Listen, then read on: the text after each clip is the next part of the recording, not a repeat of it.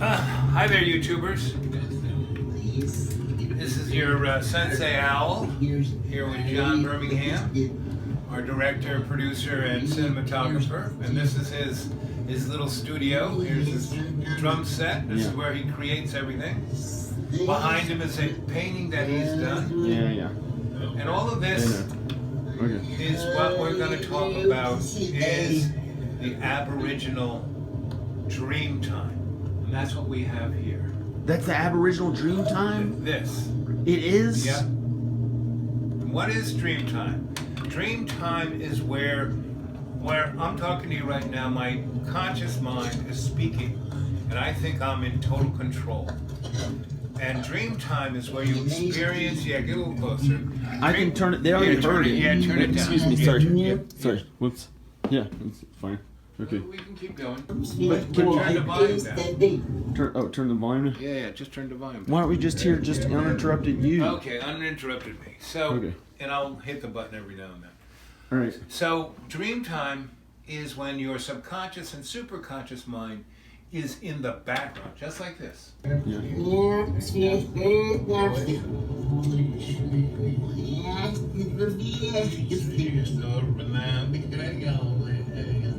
And that's it, hey Yahweh, yeah, hey Yahweh. And that's going backwards. And that's where our subconscious is. And it's in the background. And when you play a video like this backwards, and that's what we're doing here. Yes. It's called reverse speak. And you can go on the internet, Google, or go to YouTube. There are a lot of people who do this and look at speeches by politicians. And the best well-known one is the Apollo 11, when they came back and had their first big interview with the media. A reverse speech psychologist took that and took every 4 or 5 seconds and looked at what they said, and it's quite amazing. So that's what dream time is. And my experience with dream time is that since I was 4 years old, I wouldn't know whether I was awake or asleep. And when I was in dream time, asleep, things would come out of my subconscious and be up front, and I would see them. And that's why psychologists are so interested about our dreams, because it's our subconscious putting what's important up front in our dreams, whereas while we're awake and we're in what we think is a real world, these are all superficial things, really. So it's a table, big deal. What's important is why are we here? Who are we? Where did we come from? What are we doing with our lives? Those are the important things that are put in the background. And dream time brings those important things up front. So when I was 4 and I was with my mom, and I was mostly with my grandma, but every now and then I'd be with my mom, and she was doing the laundry, and she was hanging up the laundry. She didn't have a dryer, we just had a washing machine.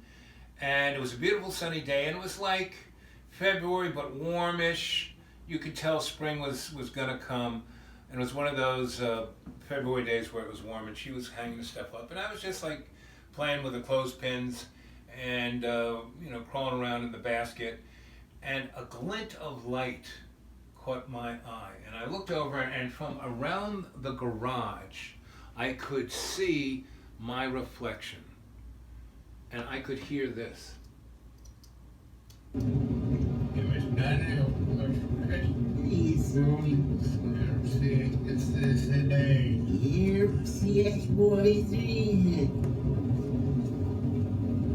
was what my mother was saying to me, but backwards. And I looked at that glint, and it, like I said, it was a reflection of my face, and it was like a mirror. But it was a surface, a rounded surface, and it was coming further around the corner of the garage. And then all of a sudden, I woke up.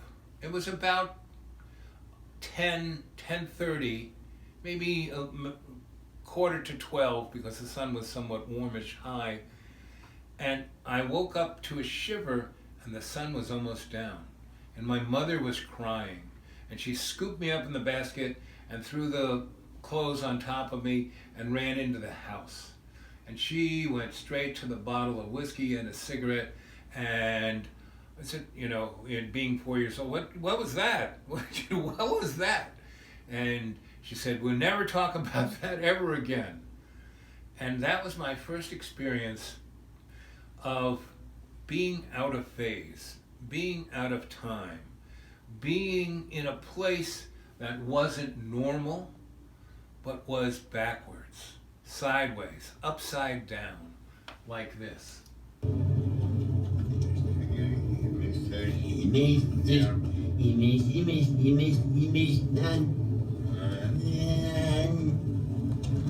Could you press pause, please? It sounded like you said, you ever seen that guy? Emaciated. That's what you sounded like you said. And then it sounded like I demanded, amazing, amazing, amazing, amazing. It could have been. That's what it sounded like I said. Right. It and could you have been. said before that. And it's like, YouTube audience, you should listen to that and see what you think. But of what it. happened to you? Was it an alien abducted you? What was it that happened? You had like a loss of time? What was it? Yes, it was a loss of time from like 11:30 till 4 in the afternoon.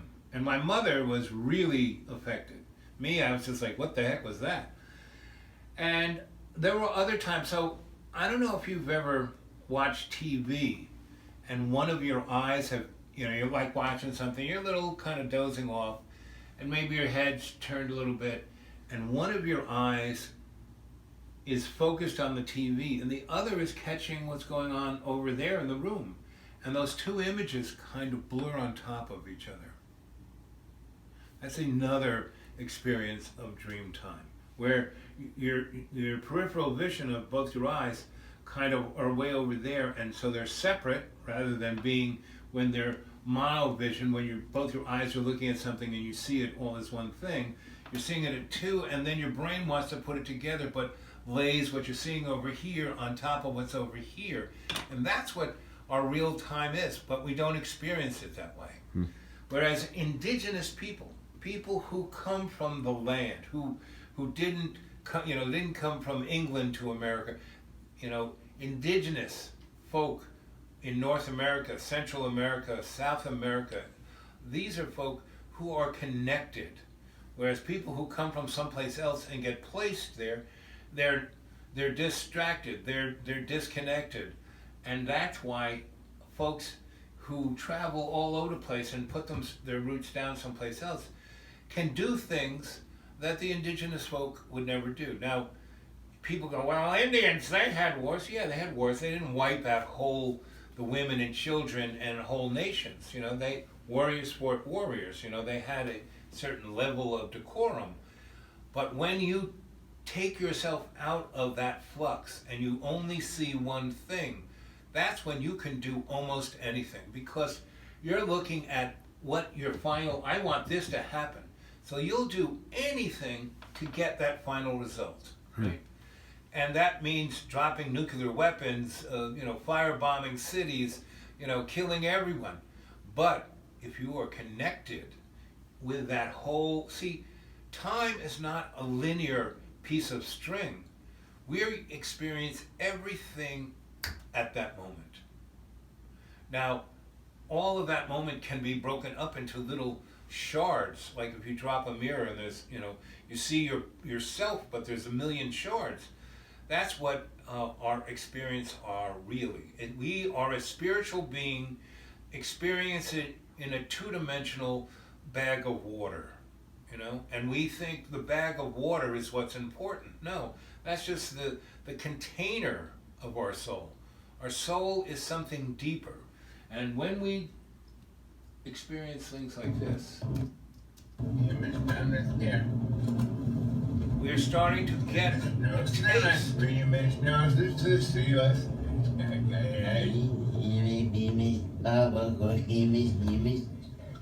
We get a taste of what it is. It sounded like you were saying, it's done. It sounded like it's done. Done is the devil. Done. And then it sounded like I said, it must be amazing, amazing, amazing, amazing. Well, whatever it said, I'm not quite sure, because my ear isn't tuned to that. I'd have to slow it down. Jimmy. More.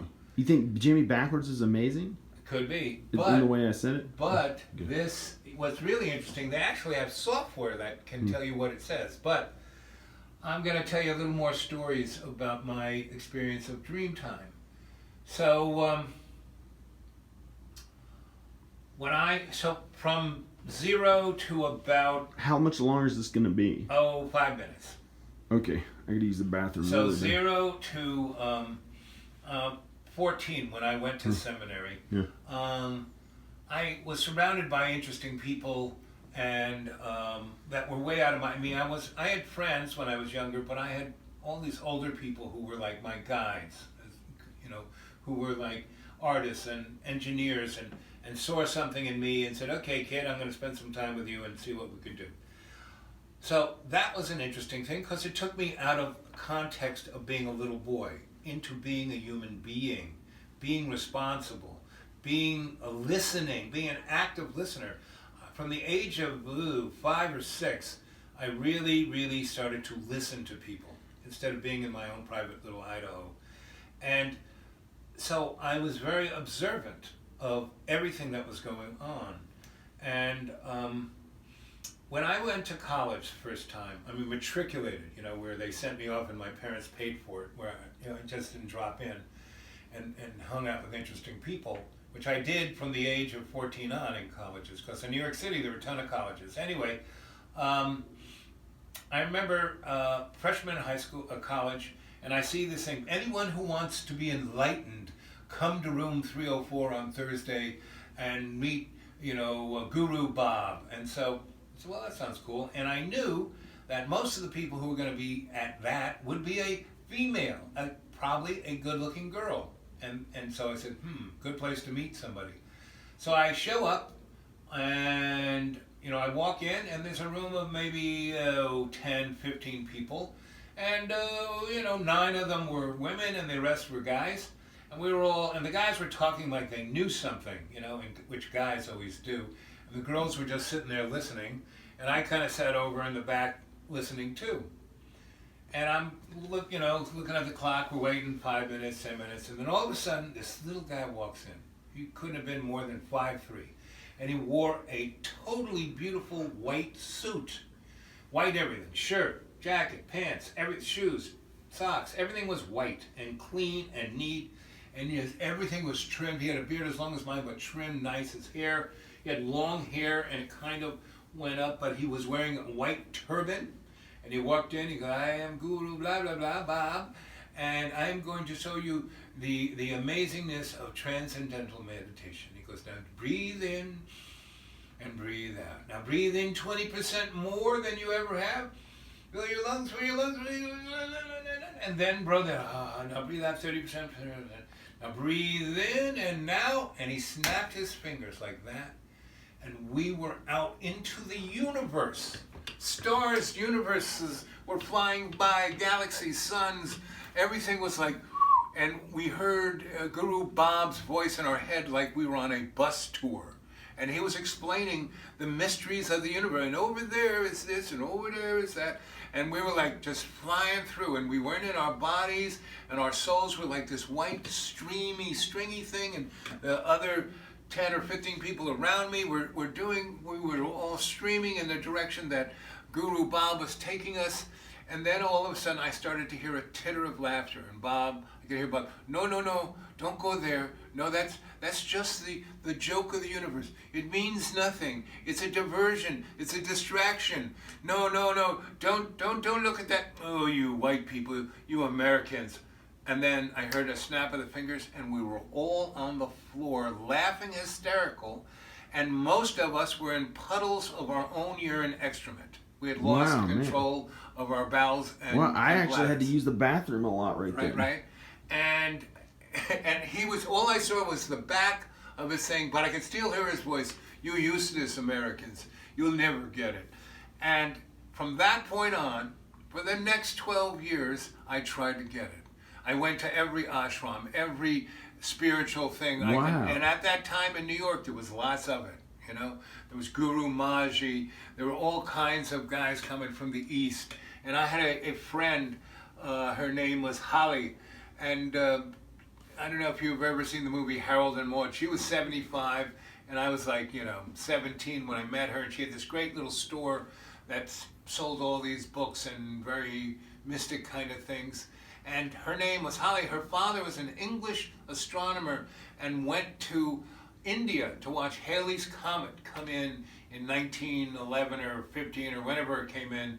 And she was born in India, and that was her name. And she grew up till 10 with her father being there, and she met all the gurus, all the big whoop-de-doo guys who came to America in the 60s, who are old guys, but, the man. And so she had this little apartment off of McDougal Street on little slip of a street between McDougal and 6th Avenue, right near where the basketball courts were. And it was this beautiful, house, rent-controlled apartments that were probably built in the 30s. You went in, and it had a beautiful garden that was surrounded by the buildings. And you went in, and there were 4 kind of buildings with apartments in it, and you went in there, and it was like a private little world. Oh. And all the apartments were really small but beautiful. And she had one there. And when these Indian guys, and they would do their thing in, a gigantic, stadium, and their entourages were staying at the plaza, they would come down and stay with Holly. And she would make them their favorite Indian dish, and they would sleep on the floor, as we slept on the floor. And we would have private meditations with these great gurus, right? And yes, they could get me there, but it wasn't that. It's like, why do people do drugs? Because the first time they do that drug, it is so amazing. They try and get to that same amazing place. Same thing as with spirituality. If you have that spiritual experience, you will want to get there. But it's way better than doing some horrible illegal drugs. Yeah. But that's why people do horrible illegal drugs, is that they. But for they the negative, have no horrible, connection. for the negative reasons. No, they do it for the positive reasons. They want to have a connection, and they have no connection. And my experience as a psychosocial cultural forensic anthropologist for the last 40 years is, if you want to help someone get off of drugs or a bad habit, you don't shame them, you don't put them in jail, you don't try to, restrict them. What you do is get them connection with themselves, connection with their soul, connection with their community, connection with other human beings. If you can make that person connect, they won't need drugs. And so my wanting to go that path of following, I want that experience again. But that's because I never experienced it, and a guy just snapped his fingers and bang, threw me into it, right? So after experiencing a couple of these guru guys and my friend Holly, this one guy who is really amazing. We gotta guy. keep it short. It's already 30 minutes, and in a video before this leading up to it. Okay, do you want to go to the bathroom, or you got more time? No. How much more time? Is this a new story? 5 minutes. Is it a new story? No, it's a continuation. Okay, let me change the camera because I gotta go use the bathroom. Okay, go. Wait, can we end the video and have a new video? No, because we're just gonna pick up from. I mean, you can do whatever you want. You can edit it I'm anyway. gonna have this video end right here. You can click on the next one there. Okay. Click on more stories about Al Bob right there. Right. Subscribe to the page or just watch more on the page there. And go to Al Bob's new email, which is thedudeawake42@gmail.com. Bye.